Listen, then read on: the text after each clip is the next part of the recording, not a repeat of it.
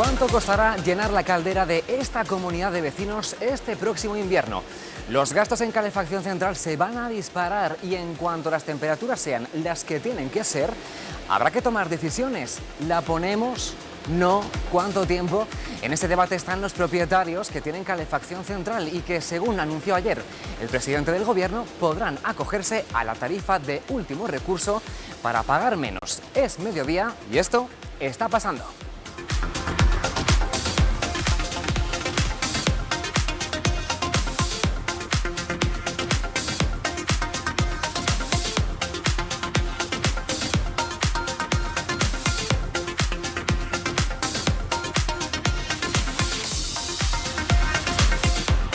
¿Qué tal? ¿Cómo están? El frío se resiste a llegar, pero muchos se calientan ya la cabeza pensando en las facturas energéticas que les pueden llegar este invierno, mientras el Gobierno anunciaba ayer algunas medidas. Es el caso de las comunidades de vecinos y propietarios que tienen calefacción central. Natalia Fernández.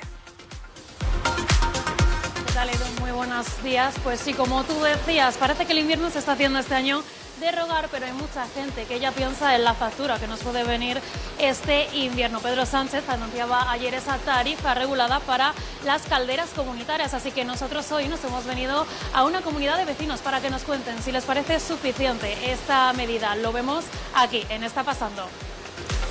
En este contexto de problemas con el suministro de gas, precios disparados, la madera es una alternativa cada vez más demandada para calentarse este próximo invierno. Y en una localidad con una importante industria maderera, en Duruelo de la Sierra, comienza hoy una feria dedicada a la madera. Alonso Rosa.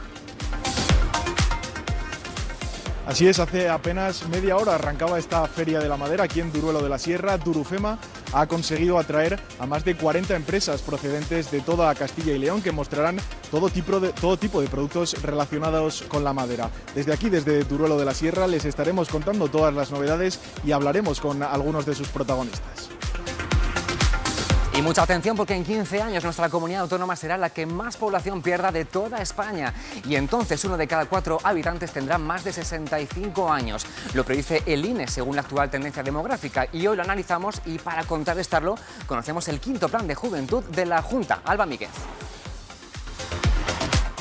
Sí, buenos días. Precisamente el acto de presentación aquí en Palencia está a punto de comenzar. Es un plan que va a estar vigente hasta el 2025 y lo que quiere es ayudar a los jóvenes de la comunidad para que puedan quedarse aquí. Les ayudan a buscar un puesto de trabajo de calidad, también que puedan independizarse y quedarse aquí con un proyecto de vida y sobre todo de calidad. Enseguida lo escuchamos. Pues jóvenes de todos los rincones del planeta vienen aquí a Castilla y León cada año para aprender español y desde hoy tienen un nuevo recurso. Esto que ven en directo es el Banco de España en Salamanca, su antigua sede. Un impresionante edificio que a esta hora se inaugura y que acogerá el Centro Internacional del Español, referente de la enseñanza de nuestro idioma en todo el planeta. Enseguida conoceremos en detalle este nuevo recurso y veremos en directo ese acto de inauguración.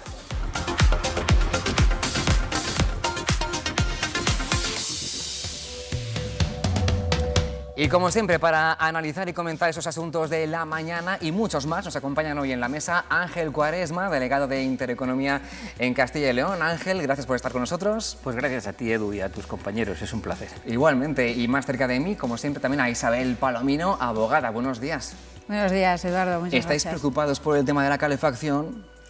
Bueno, pues sí, yo creo que es un gasto muy grande que se hace a lo largo de, más aquí en Castilla y León, que tenemos un invierno largo, por lo tanto yo creo que la ayuda que nos dan tiene que ser acogida con una buena impresión, porque al fin y al cabo repercute en el consumidor último, que es el pequeño y el que de alguna manera ese desembolso pues hace un poco de cuartear su economía. Bueno, no vamos a adelantarnos, habrá tiempo para hablar de eso. También hablaremos de la proyección de la población que hace el Instituto Nacional de Estadística y al final final, vivienda, población, juventud, de lo que se trata es de que haya futuro, que la población se asiente, no tenga que verse obligada a emigrar y que se rejuvenezca. Enseguida analizaremos esa proyección demográfica del INE, poco halagüeña en ese sentido para Castilla y León, pero antes nos vamos a ir a Palencia porque la consejera de Familia de la Junta presenta allí el quinto plan de juventud. ¿Interesa esto de la juventud?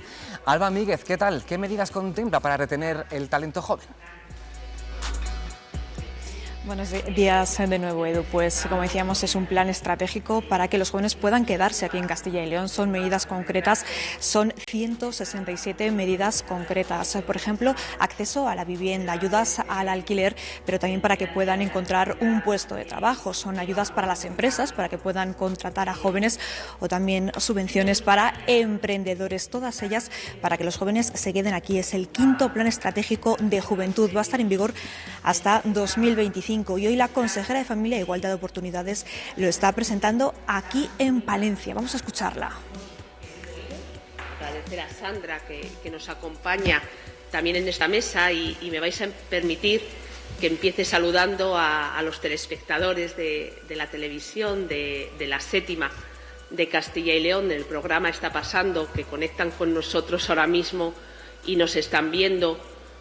Porque la jornada de hoy va a ser sobre todo el poder presentaros este plan, estas líneas de actuación que lo que quieren es recoger vuestras aportaciones y poner encima de la mesa distintas medidas que faciliten a los jóvenes que ya viven en Castilla y León que os quedéis en esta tierra, pero sobre todo a los jóvenes también que no saben por qué venir a Castilla y León, ponerles encima de la mesa una serie de propuestas, una serie de medidas que les hagan atractivo el venir a esta tierra, el venir a quedarse a esta tierra. Así es que muchas gracias a vosotros y a todos los que nos están viendo desde sus casas.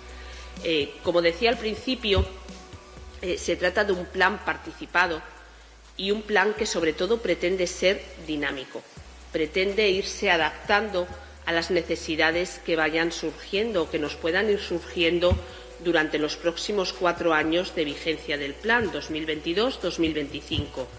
Este plan recoge 167 medidas por un importe de 130 millones de euros en esta anualidad del año 2022, importe mínimo, que el objeto es ir incrementando año a año. Si algo se ha puesto de manifiesto en estos últimos años, con la pandemia, con la guerra de Ucrania, es que no podemos ser rígidos en las planificaciones que se realizan desde las administraciones públicas. No podemos ceñirnos a un texto, no podemos ceñirnos a un boletín. Tiene que ser algo que pueda ir cambiando, que pueda ir evolucionando y que se pueda ir adaptando, porque las necesidades y la sociedad, sobre todo, va a un ritmo vertiginoso. Y eso es lo que pretendemos también poner de manifiesto con el documento que estamos presentando. Ha sido muy participado, ha participado el Consejo de la Juventud. Es la intervención en directo de la consejera de Familia de la Junta de Castilla y León, Isabel Blanco. Le agradecemos el guiño porque no ha podido atendernos en persona, pero sí ha hecho un guiño a los espectadores de Está Pasando. Presentaba este plan de juventud. Me ha llamado mucho la atención que ha dicho para que la gente joven no se vaya de Castilla y León, pero también para que la gente de fuera de Castilla y León o los jóvenes digan, aquí estamos, podéis venir. O sea, ya el objetivo no es solo que la gente no se vaya, sino también atraer gente de otras comunidades. Esto es novedoso. Yo creo que Castilla y León es muy atractiva, lo que pasa que a veces nos tenemos que a lo mejor que vender un poco más. Sí que es verdad que entre esas medidas tendrán que tener planes de vivienda, planes de empleo, planes de comunicación con otras comunidades o planes de educación. Es decir, esa atracción que tenemos yo creo que la tenemos que saber vender para que nuestros jóvenes no se vayan, porque al fin y al cabo es el futuro que tenemos en Castilla y León. Ángel, ¿qué te parece que también seamos un reclamo para jóvenes de otras autonomías? Es que yo creo que además tiene que haber una tercera pata, que no se vayan nuestros jóvenes a trabajar a otras comunidades, que vengan de otras comunidades a trabajar, como habéis dicho, pero hay una tercera pata, y es que tengamos jóvenes, o que empecemos teniendo niños para que enseguida sean jóvenes, porque yo creo que que es un drama. Nuestra población está muy envejecida y los viejitos, como dicen en la América hispana, los viejitos son una bendición del cielo, ¿no? Y los queremos mucho y son muy necesarios en nuestra sociedad, lo he dicho yo aquí en programas anteriores. Pero necesitamos jóvenes que llenen las escuelas del medio rural, jóvenes que llenen las universidades públicas y privadas de las zonas urbanas. Si no hay población, no hay servicios, y si no hay servicios, no hay población, y yo creo, Edu, que esto enlaza con el otro tema que tú proponías antes de, sí, hay que guardar de esta sequía, luego, demográfica. Y sobre todo, y yo creo que también lo he dicho en esta casa, tenemos que invertir la pirámide demográfica. No se trata de acabar con nuestras personas mayores, sino que la pirámide que hoy es así, de esto Isabel sabe mucho, ¿verdad?, que hoy es así, la pirámide vuelva a ser así, por muchas razones, pero sobre todo para que podamos cotizar y garantizar las pensiones del futuro, porque las actuales yo creo que están garantizadas, gracias a Dios, pero yo creo que las pensiones del futuro están muy, muy complicadas por la pirámide.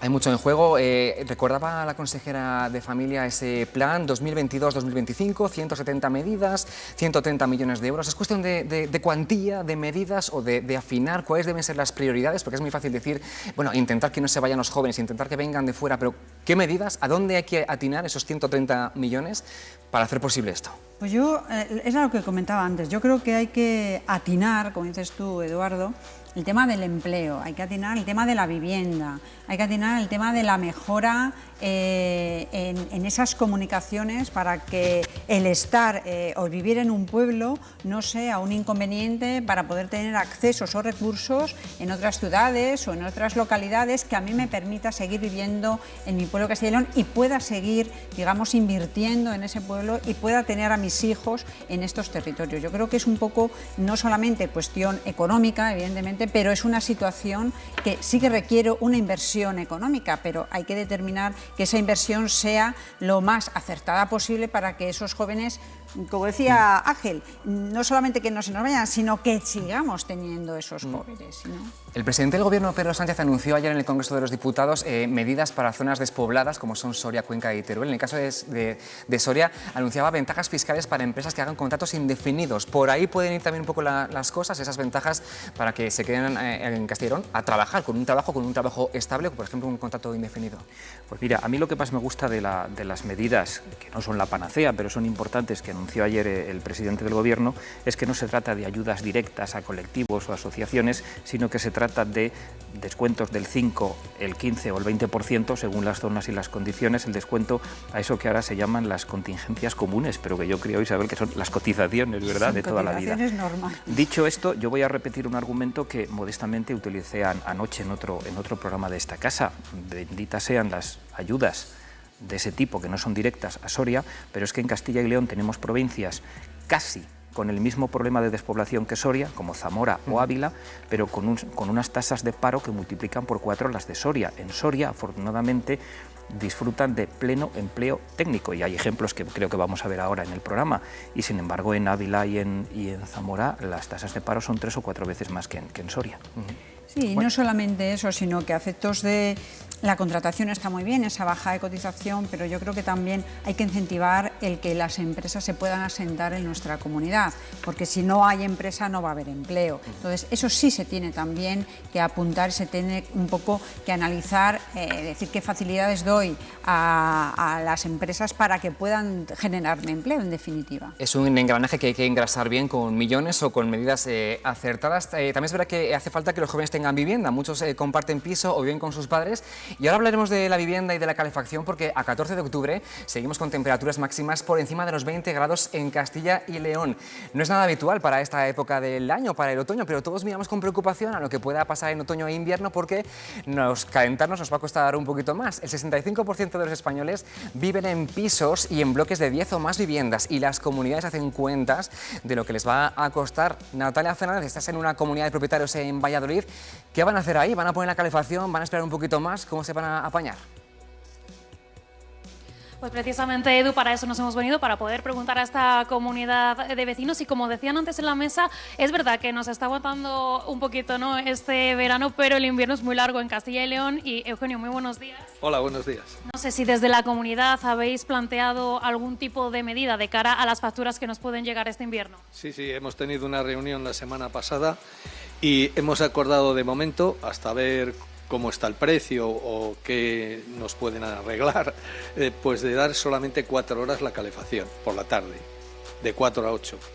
Y ya viendo qué tipo de factura tenemos, pues así acordaremos otra cosa, porque el año pasado nos subió casi un 300% de repente y tuvimos que hacer 3 derramas bastante grandes. No sé si, aparte de poner solo esas 4 horas, como comentas, la calefacción, también os habéis planteado subirla hasta cierta temperatura.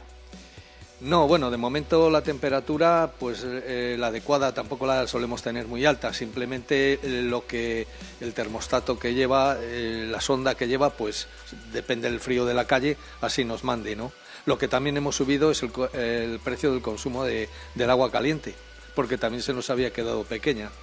Hemos hablado de esa tarifa regulada que comentaba Pedro Sánchez y que se va a aceptar ese próximo martes en el Consejo de Ministros. No sé cómo os la habéis tomado. ¿Creéis que es suficiente?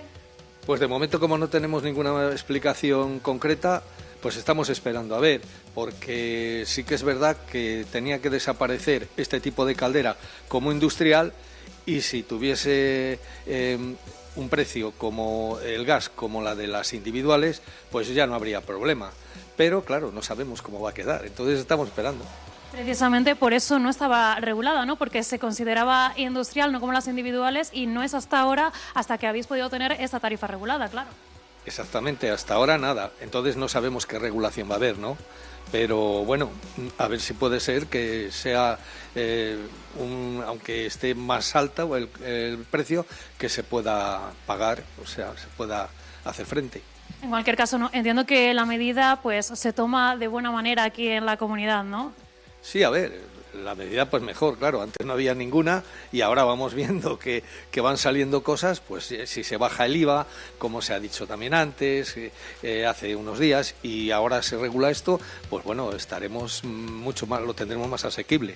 Pues Edu, como ves, un poquito más asequible esa factura del gas que probablemente nos venga este año y que además se va a extender hasta finales de 2023, como decía el propio Pedro Sánchez. Una pregunta muy rápida, no sé si tienen calculado cuánto gastan en calefacción un año habitual y cuánto podría subir este año. ¿Han echado cuentas?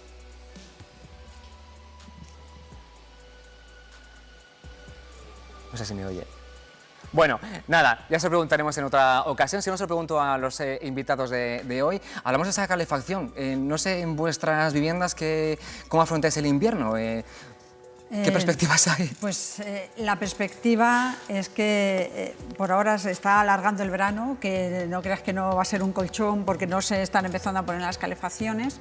Lo que sí que es cierto que era una reivindicación que teníamos desde hace mucho tiempo. Las comunidades, como decíamos al principio, no pueden soportar, porque al fin y al cabo es un consumo al consumidor pequeño, digamos, al del día a día, que va a sacar de su bolsillo toda esa situación para efectos de tener una condición un poco mínima de calidad en su casa de temperatura. Se han puesto muchos dispositivos ya de control individual de las calefacciones, que era por ley que se tenían que ir adaptando. Pero es que además de todo eso, también se ha empezado a ver con el tema del gasto responsable. Antes las comunidades que tenían una calefacción central, parece que ponías la calefacción y dices no pasa nada, abro la ventana y tal. Ya, pero es que esa situación ya ha cambiado. Entonces lo que tenemos que ser es responsables en ese gasto de alguna manera, y sí es cierto que sí que tenían que darle la oportunidad, como parece ser que va a ser el martes, lo sabremos, que se aprobará en el Consejo de Ministros, lo que anunció ayer el presidente del Gobierno. Cuando se apruebe, saber exactamente cuáles son las medidas, pero sí que es verdad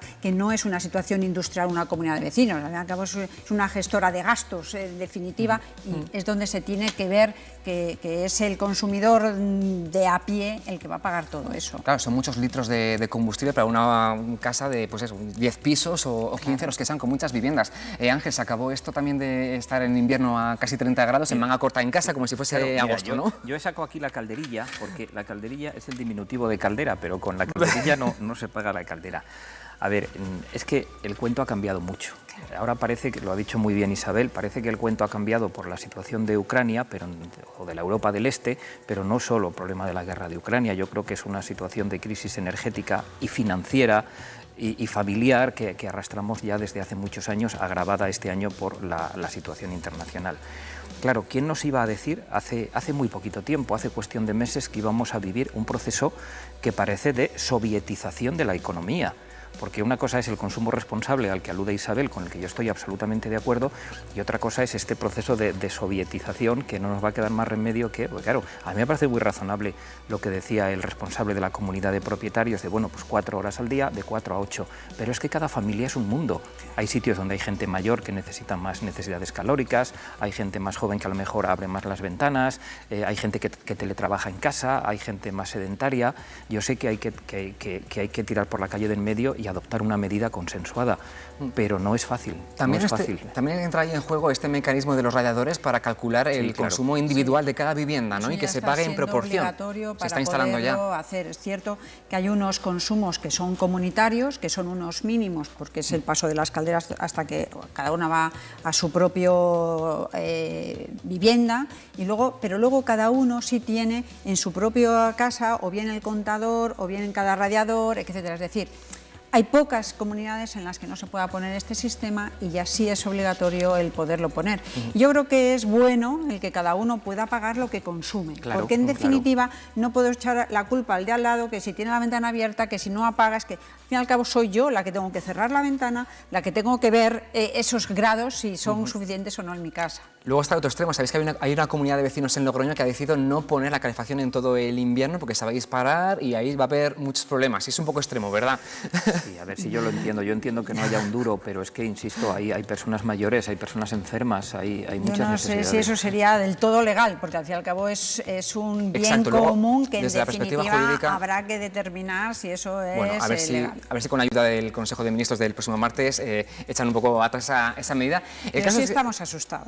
Claro, estamos asustados, hay que pensar en alternativas y a lo mejor no es la mejor idea para un bloque de viviendas, pero en otro tipo de viviendas, de casas, ya hacen acopio de biomasa, leña, pellets, en definitiva, madera. Un aprovechamiento del que son expertos en las zonas de pinares, en las comarcas pinariegas de Burgos y Soria. Precisamente hoy comienza en la localidad soriana de Duruelo de la Sierra, Durufema. Es la 8ª edición de esta Feria de la Madera. 43 expositores, 5.000 visitantes y supongo, Alonso Rosa, ¿qué tal? Que la crisis energética estará de ruido de fondo, ¿no? De ambiente.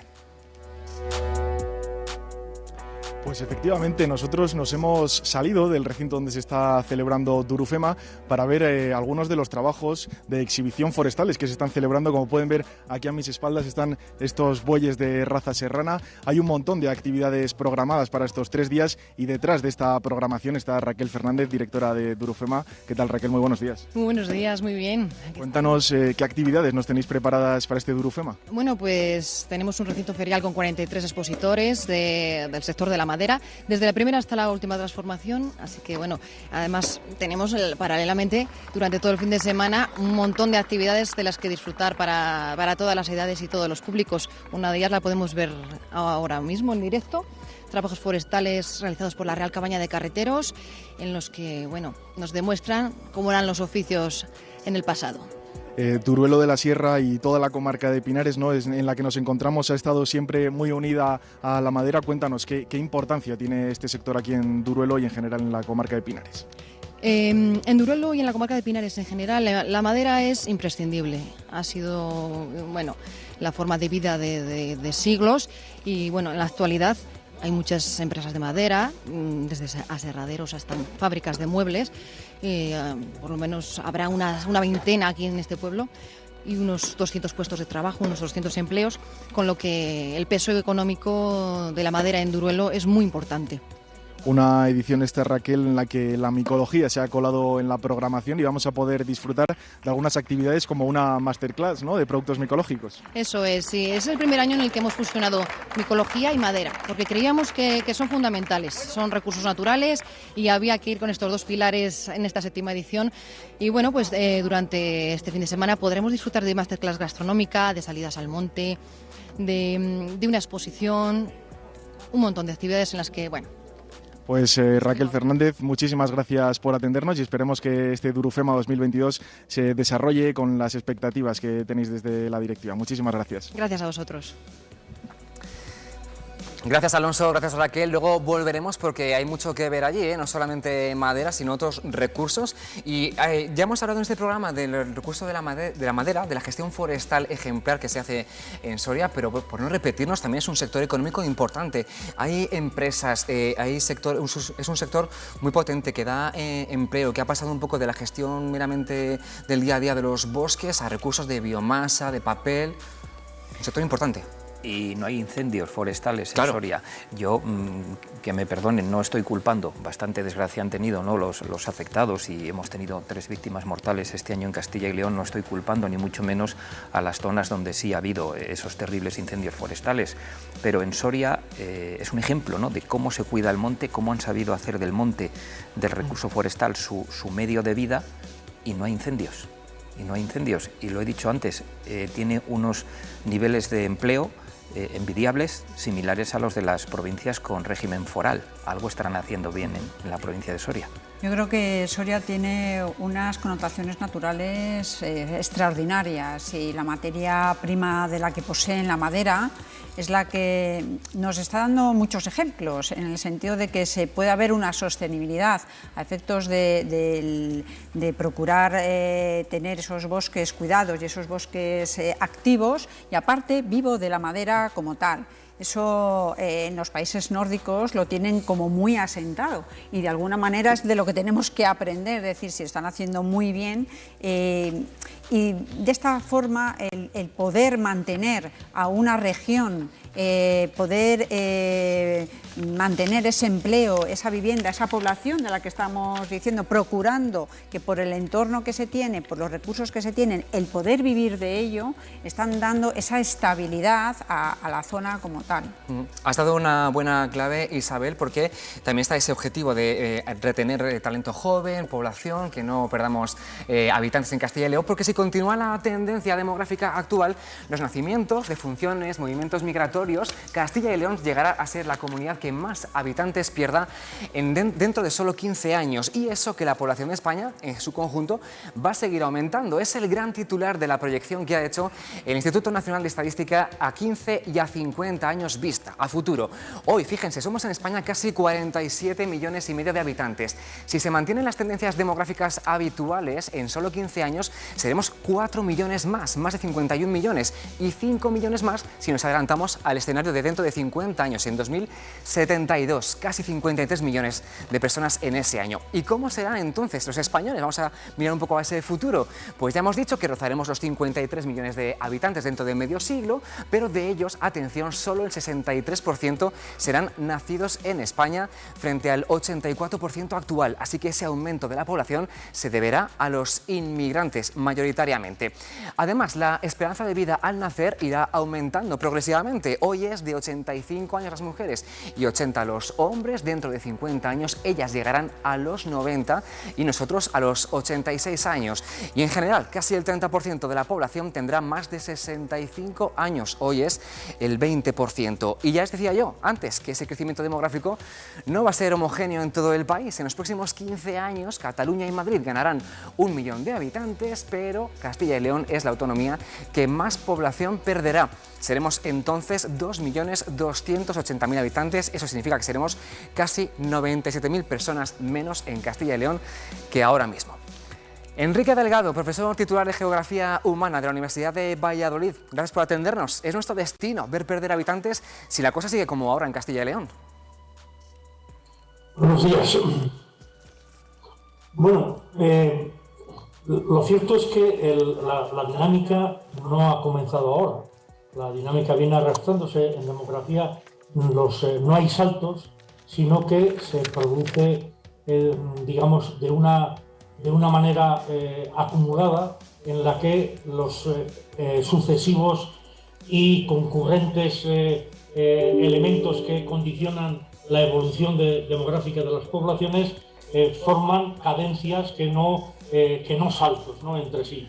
En Castilla y León llevamos muchos años ya de retroceso demográfico, un retroceso que se basa fundamentalmente en una pérdida constante de población por balances naturales. Hay mayor número de defunciones que de nacimientos, y por otra parte hay una mayor salida de población que la que se produce de inmigrantes que llegan a nuestra comunidad.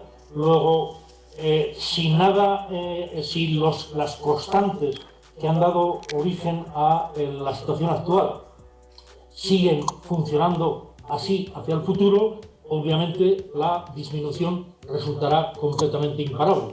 Solamente el cambio de tendencia vendría aplicando algunas de las medidas que conllevan pues, el cambio de tendencia, de que los parámetros con los que estamos barajando pues, digamos, sean distintos hasta la fecha.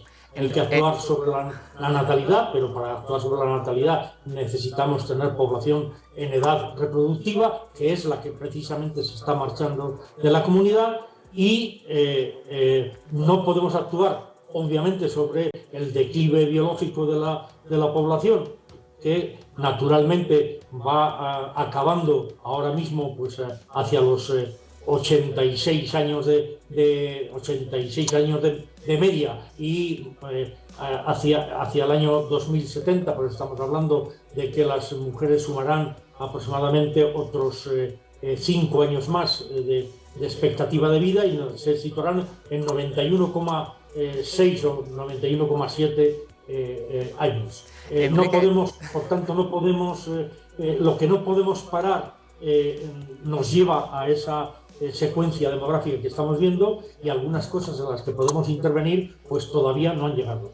Enrique, ha dado una de las claves usted, que es el tema de la inmigración, porque dentro de 50 años seremos casi 53 millones de españoles, pero solo 6 de cada 10 serán nacidos en España. Le deberemos bastante a la inmigración. Claro, realmente el mundo, si uno observa la formación de las comunidades, ha sido el resultado de movimientos en el territorio de poblaciones que se movían por necesidad de nuevos cultivos, se movían por cambios en los modelos climáticos, se movían por necesidades de agua, se movían por guerras, se movían por etcétera, etcétera. No es, digamos que es consustancial con la especie humana los movimientos en el espacio. Y ahora mismo, acuciada la población por otros fenómenos como puede ser el cambio climático y las consecuencias que pueden tener en la vida de las poblaciones más débiles del planeta, les va a obligar, si es que tienen alguna expectativa, a cambiar de territorio para poder sobrevivir. Y al mismo tiempo las poblaciones, digamos, que llevamos estables en el territorio, tenemos que pensar que las poblaciones que están por llegar, las que van a llegar sí o sí, porque estos movimientos no los detiene nadie, como no se puede detener la arena en el desierto. Podremos poner vallas, podemos poner fronteras, podemos reforzar los controles de entrada, pero finalmente la gente se moverá en el espacio. Y además las poblaciones más envejecidas será el único procedimiento para poder rejuvenecer la población y ganar expectativas demográficas de estabilidad, de crecimiento y de mantenimiento del sistema de bienestar, ¿no? Pues Enrique, nos quedamos con esa reflexión y con que es una proyección si no hacemos nada, así que pongámonos manos a la obra. Enrique Delgado, profesor titular de Geografía Humana de la Universidad de Valladolid. Gracias.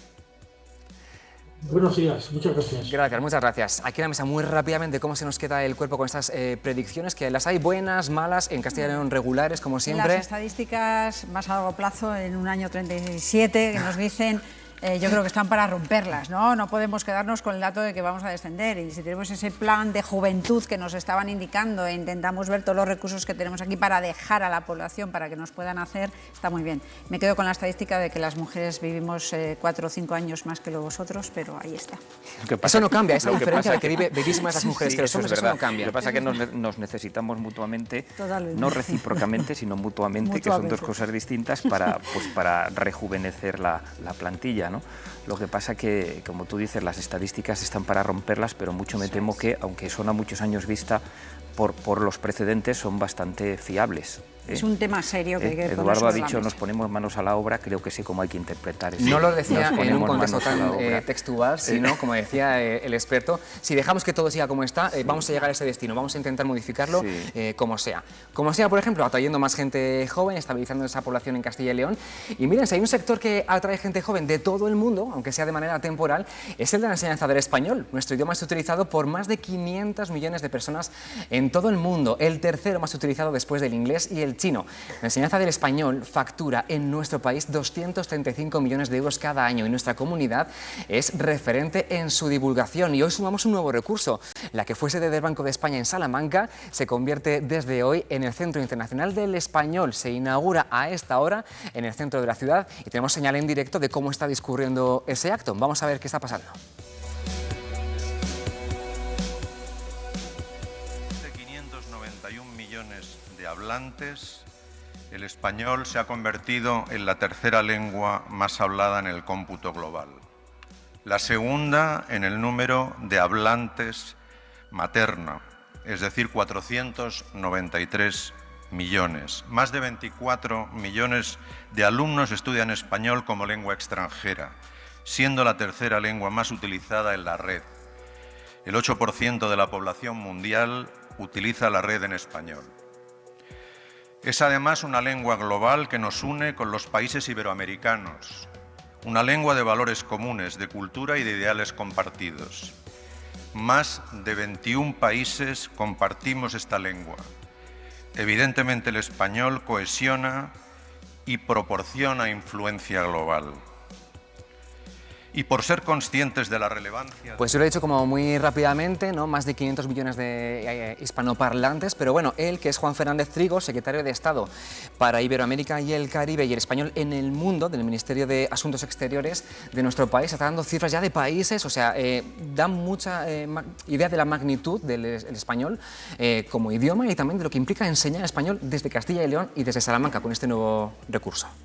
Mira, yo creo que, aunque sea muy cursi la expresión, el español, castellano también, se puede utilizar indistintamente, yo creo que es uno de nuestros mayores tesoros. Pero porque no todo sea positivo, yo voy a decir algo negativo, ¿no? A mí me da mucha pena que teniendo este gran tesoro, que no es un tesoro solo de Castilla y León, que es un tesoro común en toda España y en un montón de países de la América hispana, me da mucha pena que en algunas comunidades o algunos políticos de algunas regiones de España quieran que el español sea la tercera lengua, pero no la tercera lengua en el mundo, sino la tercera lengua en su región. Y eso sí que me da mucha pena. Yo sé que no era ese el objeto de la tertulia, Edu, pero si no lo digo, reviento en español, pero reviento. ¿Conocéis el edificio, lo que era el Banco de España en Salamanca? Porque es impresionante y también da idea de lo que se va a destinar a enseñar español. No, lo cierto es que no lo conozco, lo que pasa que me parece una iniciativa bastante acertada, puesto que el español no solamente es aquí, sino, decían, tiene una proyección a nivel mundial muy grande, ya no solo en educación, sino también en las artes, empresarial, lo que nos va a permitir hacer unas sinergias bastante buenas a la hora de podernos multiculturalizar, como digo yo, a efectos de que, por ejemplo, Salamanca, que es una ciudad cosmopolita por excelencia a efectos de estudiantes, no solamente es eso, sino que da una proyección máxima de todo lo que implica el español en sí. Yo tengo una anécdota que me contaban cuando estaba viendo la Catedral de Salamanca, es que los japoneses habían realizado, porque la querían tener en su país, una réplica exacta sí, de la fachada de Salamanca, porque le encantaba todo el tema español, y de hecho en Japón hay mucha cultura de flamenco, de artistas, y mucha etcétera. Vinculación con Salamanca en concreto, claro. Hay mucho intercambio cultural. Claro. Bueno, pues esperemos que sirva, porque además no tenemos tiempo de incidir ahí, pero cada persona que viene del planeta a estudiar español a España está una semana, 3, un mes, paga alojamiento, o sea que es riqueza en todos los sentidos. Y ya que hablamos de español, a ver si se nos ocurre algún calificativo para esas imágenes que quiero que vean de una cámara de seguridad. Es un atracador que se llevó 4.000 euros de este banco de Villamediana de Iregua, en La Rioja.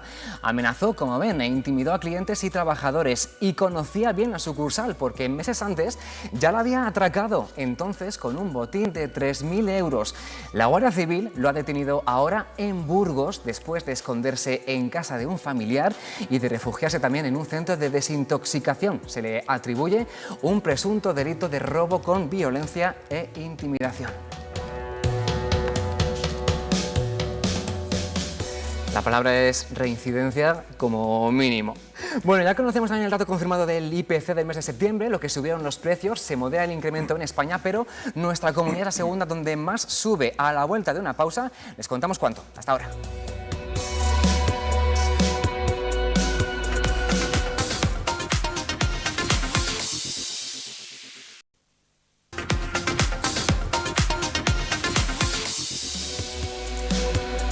Seguimos en Está pasando. La inflación sigue moderando su subida. Ya tenemos el dato confirmado del mes de septiembre. El que les contamos el otro día era un pequeño avance y el IPC fue finalmente del 8,9%, una décima menos de aquel avance. Supone un descenso de 1,6 puntos en relación al mes de agosto y la primera vez desde junio en 3 meses que baja del 10%. Este descenso se debe a la vivienda a causa de la bajada del precio de la electricidad frente a la subida de septiembre del año pasado. También al transporte por el descenso del precio de los carburantes respecto a hace un año, y enfrente, responsable de esta subida, es los alimentos y bebidas no alcohólicas. ¿Qué ha pasado en Castilla y León? Bueno, pues el IPC también es más bajo que en agosto, 10% frente al 11,8% de entonces, pero somos otra vez la segunda comunidad con el IPC más alto de España, por detrás solo de Castilla-La Mancha. Isabel, Ángel, parece que toca repetir esto de que somos la segunda comunidad autónoma con los precios más caros o que más suben de todo el país. Pues Eduardo, una barbaridad. A mí me parece que un 10% es que, como sea así, no sé si lo vamos a poder soportar como tal. Estábamos hablando de las calderas, que había subido un montón, pero claro, ya no solamente es el gas, sino que es que comer tenemos que comer y beber tenemos que beber. Entonces aquí se tendrá que tomar alguna medida para paliar todo esto. Y luego hay dos datos terroríficos en este IPC, tanto en el nacional como en el regional.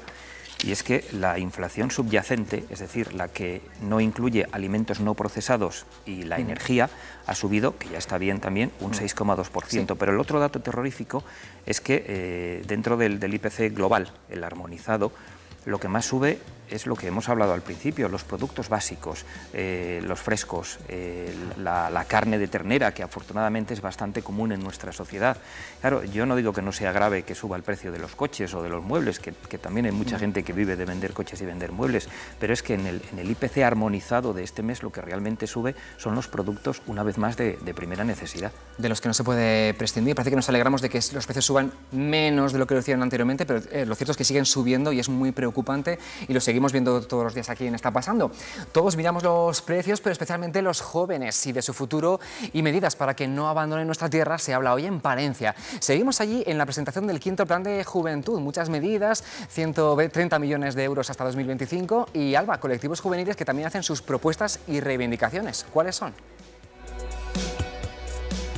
Sí, Edu, porque precisamente la consejera ha insistido en que es un plan dinámico, que pueden hacer las aportaciones las diferentes asociaciones juveniles. Algunas de ellas han llegado desde el Consejo de la Juventud. Estamos con su presidenta, con Sandra Ahmed. Muy buenos días. Muy buenos días. Bueno, ¿cuáles son esas aportaciones? ¿Cuáles son las principales reivindicaciones que han hecho los jóvenes para este plan?